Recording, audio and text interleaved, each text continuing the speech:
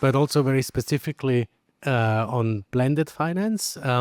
We manage several donor funds that we are deploying alongside our commercial financing.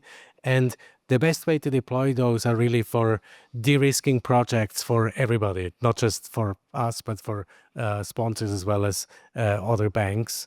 And to mention two examples, one was cross-border wind project from Laos to Vietnam, which just reached COD now, which is the monsoon project, where we have really used blended finance to mitigate the curtailment risk, which was an important risk and still is, even in cross-border projects with EVN offtake.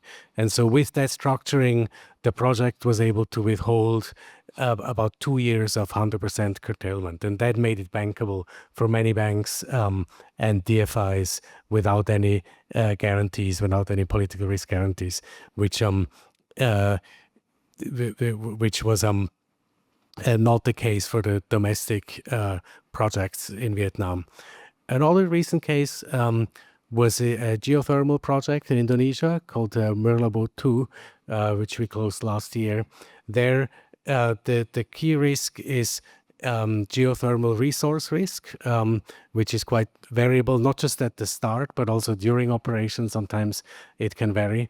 And so what we did there was using blended finance that if the project does really well, if there's a lot of resources, if the SCRs are high, then that blended finance tranche is priced like the commercial debt. It's just very similar.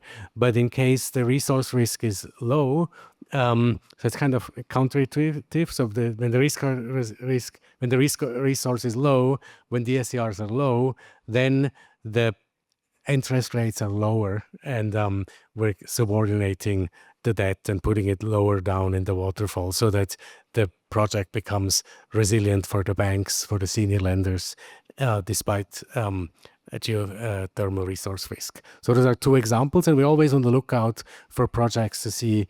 There are many ongoing deals now that we're working on where we look at what is exactly the piece of bankability that we can address with a structure like that.